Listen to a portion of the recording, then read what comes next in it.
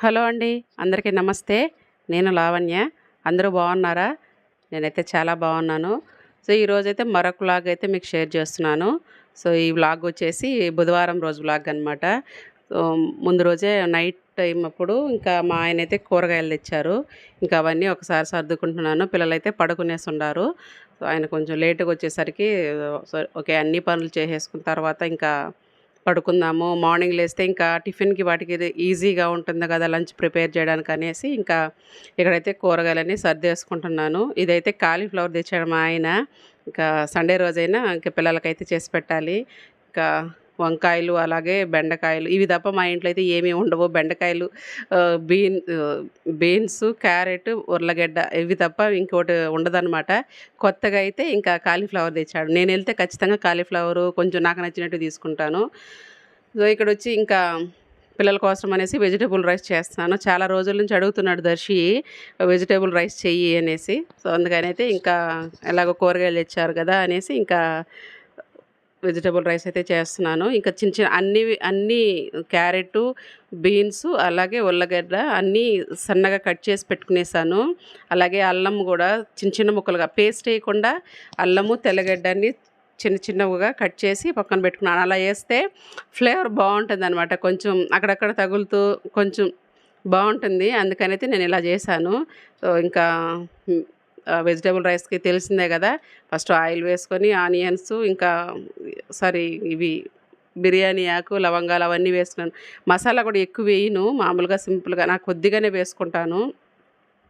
అవి వేసుకున్న తర్వాత ఆనియన్స్ కట్ చేసుకొని అవి బాగా కొంచెం గోల్డెన్ కలర్ వచ్చేంత వరకు ఫ్రై చేసేసుకొని ఇంకా తర్వాత అయితే ఇంకా వేసేసుకుంటాను. టమోటా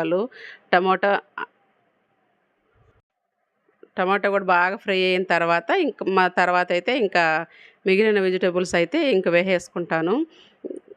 దీనికైతే ఏం చేయలేదు. కొంచెం దర్శికి కోల్డ్ లాగా జలుబు చేసేసున్నది. సో, పెరుగు తింటే ఇంకా ఎక్కువ అవుతుంది కదా! నేనైతే అలా అనుకుంటాను. ఎక్కువ అవుతుంది. నేనైతే కొంచెం దర్శి తిని కొంచెం కంట్రోల్‌లో పెడుతుంటాననమాట. ఎందుకంటే వాడికి ఏం తిన్నా కానీ అప్పటికప్పటికే జలుబు చేయడము, ఇంకా దగ్గు రావడము అలా వస్తుంటుంది. అందుకనైతే వాడిని కొంచెం కంట్రోల్‌లోనే పెట్టి ఇంకా ఫుడ్ విషయంలో చాలా కంట్రోల్‌గానే పెడతాను. ఏది తినాలో, ఏది తినకూడదు అనేసి చెప్తూ ఉంటాననమాట. లెమన్ కూడా తాగనివ్వను. ఎందుకంటే నిమ్మకాయ తింటే కూడా జలుబు చేసేస్తుంది. కొ ఒక టైం అంటే ఇప్పుడు ఎండాకాలం కాకుండా మిగిలిన టైంలో అయితే అస్సలు తినడు. పెట్టను కూడా నేను. మిగిలిన ఎండాకాలం ఉంటుంది కదా! అలాంటప్పుడు నిమ్మకాయ జ్యూస్ చేసి ఇవ్వడము, లేకపోతే ఐస్ ట్యూబ్ లాగా చేసి ఇవ్వడము అలా చేస్తుంటాను. సో, అలా అనమాట. అందుకనైతే పెరుగైతే ఇక్కడైతే పెట్టట్లేదు. మామూలుగా కొంచెం టేస్ట్‌గా కారంగా ఉండేటట్లే, మరీ పిల్లలు తినకుండా అంత కారం కాదు. పిల్లలు తినేటట్టే కారం వేసేసి ఇంకా లంచ్ అయితే పంపించేస్తాను పిల్లలకైతే. వాడు అడిగాడనేసి. రుత్విక అదంతా ఏం లేదు. రుత్విక అయితే ఏదో ఒకటి అడుగుతుంది. కానీ కొంచెం హై రేంజ్‌లో అడుగుతుందనమాట తను. అందుకని తనకైతే కొంచెం చేసి పెట్టడానికి కష్టంగా ఉంటుంది. తినేనంటే ప్రతిరోజు మార్నింగ్ లేచిందే అడుగుతాడనమాట. ఏం చేస్తున్నావు అనేసి. ఆహ్, పలానా చేస్తున్నానంటే నాకు అది వద్దు, ఇంకోటి కావాలి అనేసి అడుగుతుంటాడు. పప్పు అంటే అస్సలు నచ్చదు. పప్పు చేస్తున్నానంటే నాకు వద్దు అనేది ఒకటే మాట చెప్తాడనమాట. అలా అంటాడు. ఇదైతే వెజిటబుల్ రైస్ అనేసి ఇంకా కొంచెం ఇష్టం కావాలనేసి అన్నాడనేసి ఇంక చేస్తున్నాను. ఇక్కడైతే అంతా అయిపోయింది. ఇక్కడ మధ్యలో వచ్చి మా ఆయన పిల్లలకి ఫ్రెష్ అప్ చేపిస్తున్నాడు. సో, దాని గురించి అయితే అడుగుతున్నాడనమాట. పాప కూడా వచ్చి అడుగుతుంది. అక్కడ మాట్లాడుతూ ఇంకా ఇలా చేస్తున్నాను. కరెక్ట్‌గా 7కి స్టార్ట్ చేస్తాను. 7కి స్టార్ట్ అయ్యిందంటే ఇంకా 8:30 లోపు నా పనులన్నీ కంప్లీట్ అయిపోతాయి. అంటే పిల్లలు రెడీ చేసి అన్నీ 8:30కి అంతా ముగ్గురిని స్కూల్‌కి, డ్యూటీలకి అందరూ వెళ్ళిపోతారనమాట. 8:30 తర్వాత ఇంకా కొంచెం ఫ్రీ అవుతాను. ఇక్కడైతే దర్శిత్ ఫ్రెష్ అయిపోయి వచ్చాడు. వచ్చి ఇంకా చూస్తున్నాడనమాట. అదే చెప్పాను కదా! ఏం చేస్తున్నావు? డౌట్ అనమాట. ఏం చేస్తున్నావు అనేసి అడగడానికి ఇంకా కిచెన్‌లోకి వస్తాడు. ఇంక నేను గాని కిచెన్‌లో కాకుండా బయట ఉంటే బయటే ఉంటారు. కిచెన్‌లోకి వచ్చానంటే ఖచ్చితంగా వెనకనే వస్తారనమాట. అమ్మ ఏం చేస్తున్నావు? నాకు ఇది కావాలి అనేసి ఏదో క్వెషన్ అడుగుతూనే వస్తుంటారనమాట. ఇప్పుడు హోంవర్క్ రాస్తుంటారు కదా! అక్కడ కూర్చున్నంత సేపు ఏం డౌట్లు రావు. సరే ఇంకా భోజనం టైం అవుతుంది. ఇంక చెయ్యాలి గదా! 7:30 వరకు వాళ్ళ దగ్గరే కూర్చుంటాను. తర్వాత ఇంక లేట్ అయ్యేది కొందుకు పిల్లలకంత 9కి, 9:30కి అలా పెట్టలేము గదా! చిన్న పిల్లలకి.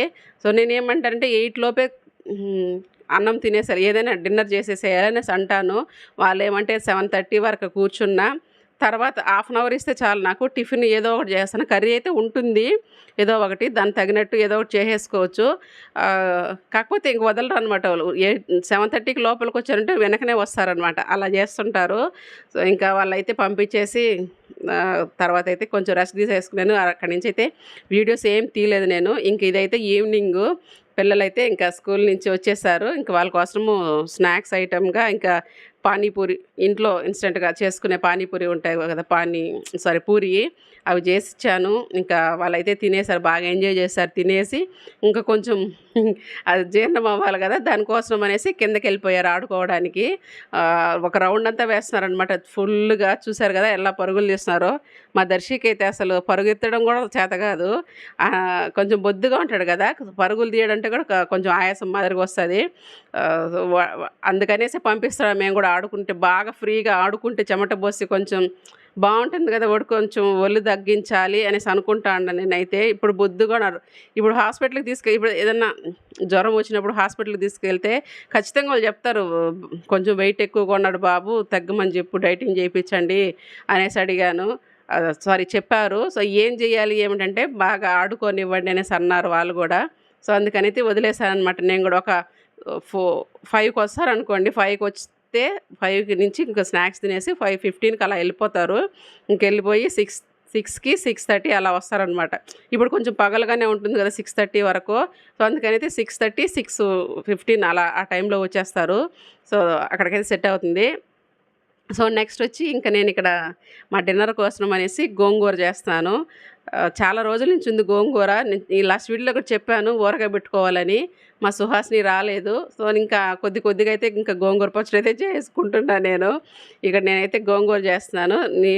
నాకు నేర్పించింది అంటే ఇక్కడికొచ్చిన తర్వాత నేను నేర్చుకున్న గోంగూర పచ్చడి అనమాట. మా సైడ్ అయితే ఇంకో విధంగా చేస్తారు. అది అమ్మ వాళ్ళ ఇంటి దగ్గరికెళ్ళినప్పుడు అక్కడ షేర్ చేస్తా నేను. సో, ఇక్కడొచ్చేసి ఇంకా ఫస్టు ఆయిల్ వేసుకొని ఆయిల్లోకి ఎండుమిరపకాయలు, ధనియాలు, జీలకర్ర, మెంతులు కూడా వేసుకొని బాగా వేపుకొని పక్కన పెట్టుకొని తర్వాత ఆ బాండెల్లోనే గోంగూర వేసి బాగా కలుపుకునేసేయాలి. ఉడికించుకోవాలన్నమాట. ఉడికించుకుంటూ మెత్తగా చేసుకోవాలి. నేనైతే మిక్సీకి వేయలేదు.